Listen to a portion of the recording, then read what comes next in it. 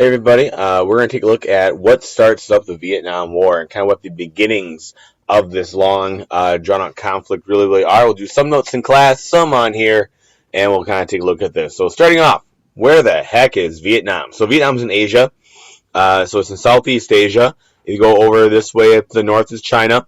Over here we're going to find Japan out this way. Over here be India, right up in here. Even within Vietnam, kind of this long, kind of snake-like country right along the coast uh, of the South China Sea. We have a lot of areas I note of here. You have the division of North and South Vietnam. So north here, south here. This here is called the Gulf of Tonkin, which has become a big part of things in the first little bit of the war. And so we know this is a really big part of U.S. Policy for a long time. A very tropical area, lots of jungles are there. Honestly, very, very pretty country, to be very honest with you. It has lots of areas to it. The capital of the northern Vietnam is Hanoi, right up here. You'll find it here. Okay. Also known as Ho Chi Minh City. Down here we have, Hanoi up here. Down here it says Ho Chi Minh City, also known as the city of Saigon, which is the southern capital, on the very southern tip down this way. And so, what about this? Let's kind of go back a little bit in history here and a little background. Originally, this is a French colony called French Indochina.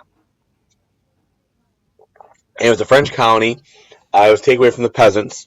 And a lot of times the French very severely restricted rights of the people. They had to pay a lot of taxes, do a lot of work, produce a lot of goods for the French.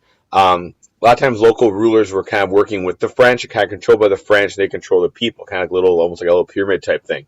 Where the French were on top, and local rulers, then the people. And a lot of times people were very unhappy with this up until World War II. There were a lot of failed revolutions. The man here in the picture is named Ho Chi Minh. He was a Vietnamese revolution who wanted to try and get independence for Vietnam. In fact, right after World War I, he goes to Paris and tries to talk to Woodrow Wilson, the U.S. president, who was trying to negotiate this peace treaty, and be like, "Hey, I'm from Vietnam. We think we should be free, not be a colony anymore. All those things." He believed in national sovereignty. Sovereignty being the idea that you have your own country. Well, Woodrow Wilson, his aides, his people basically pushed him away, and he tries revolutions again in 1930. And a lot of failed revolutions. Eventually, he kind of starts following a communist regime very similar to that of the Soviet Union, and he leads a group called the Viet Minh. Viet Minh are the North Vietnamese. We'll kind of talk about these two different ideas. So Viet Minh is anything as North Vietnam government is the Viet Minh. Now, World War II comes around. French Indochina was invaded by Japan, and so the U.S. actually helped Ho Chi Minh and the Viet Minh, kind of the Vietnamese people, fight against Japanese. Gave money, gave weapons, all those kind of things to help fight World War II against Japan. Now, the Japanese invaded to invade more parts of China. They also invaded because, France was, working with the United States, so on and so forth. And so, by the time the war is done, and right after that peace treaty is signed, after the bombs are dropped on Japan in 1945, Japan pulls out of Vietnam, and leaves, and France comes back in. And so they control the southern half of the country, France does, around Saigon, whereas the Viet Minh control the northern half of the country. Technically, it's still French Indochina, a French colony. Ho Chi Minh and his group declares the Democratic Republic of Vietnam as an independent nation. Now, the only thing is, if you're an independent nation, you have to have people that recognize you. And so this man, Ho Chi Minh, says, we're an independent nation, except nobody actually recognizes it. And essentially starts a civil war. France, who wants to keep in French Indochina, Vietnam was a colony, starts fighting Ho Chi Minh. The war begins in 1945, after World War II. Britain helps out France, and they defeat first time.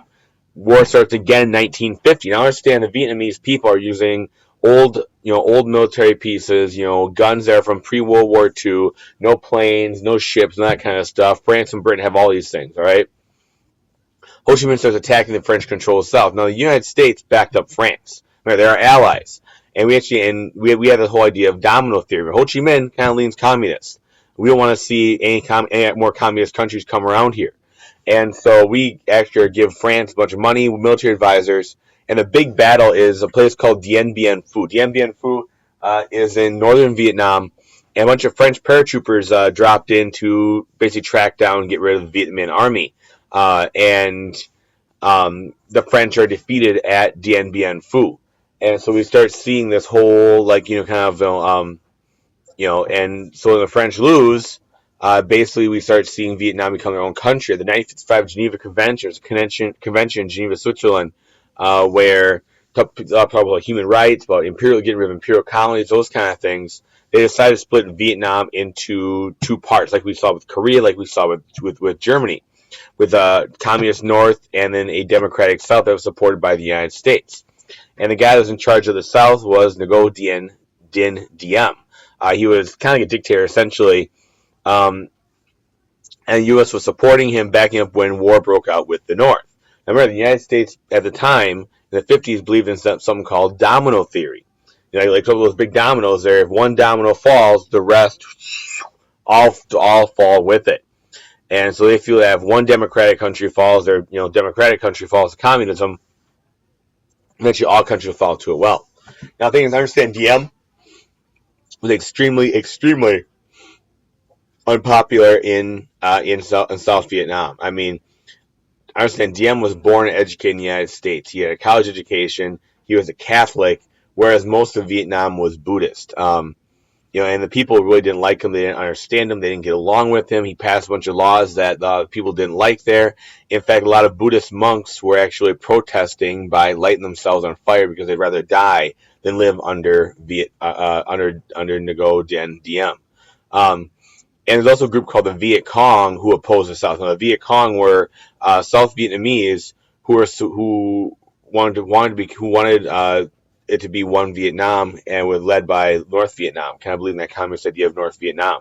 So they'd be regular people, farmers by day, and then they would be warriors by night fighting against South Vietnam. You see an example here of a Viet Cong who's attacking somebody here in the picture, a very famous picture. It's actually from 1968, but you get the idea. And Diem is basically messing things up and not working things out here. Now, the Viet Cong, these people who are mostly farmers by day and warrior and fighters by night, they're supported by what's called the Ho Chi Minh Trail. And this is the Ho Chi Minh Trail right here, which is essentially a trail through the mountains where people could bring weapons, guns, missiles, rockets, those kind of things to these guerrilla armies, these secret armies, you will, that are attacking South Vietnam. And so it's all going through mountains. I mean, they're taking stuff on bicycles, we're talking here. I mean, it's that, winding up a path. But the trail goes through Laos and Cambodia, the countries right over here. So really, Vietnamese can't touch them because they're not at war. There's no actual war going on there. Anyway, the U.S. gets so fed up with Diem that Diem is actually assassinated in 1963, 2 weeks before JFK is, because of the way he's running the country. And we started seeing some problems start up. Now, Kennedy sees that things are going wrong in Vietnam, and he sends military advisors there. Basically, these are army guys whose job it is to train the South Vietnamese soldiers, make sure they can take care of everything, and make sure they don't, screw everything up, and kind of train them how to work like U.S. soldiers.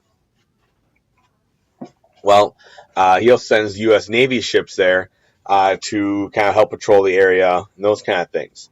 After Kennedy's assassination, obviously, President Johnson keeps his peace up, and Johnson was a little more anti-communist, or kind of a little more forward this idea than Kennedy ever was. And so he ends up sending more people there, including destroyers. On August 2nd, 1964, we have something come up called the Gulf of Tonkin incident. Remember the Gulf of Tonkin? I showed you earlier, that Gulf ref of North Vietnam. And there were 2 destroyers out there, okay? And supposedly, according to radar ideas, okay, it's middle of the night, these torpedo boats, basically these speedboats, come running out towards the destroyer, and they say attacks the destroyer USS Maddox. It's middle of the night, nobody ever actually sees this happen, and supposedly one machine gun bullet hits this destroyer. So one little machine gun bullet hits this big, huge ship.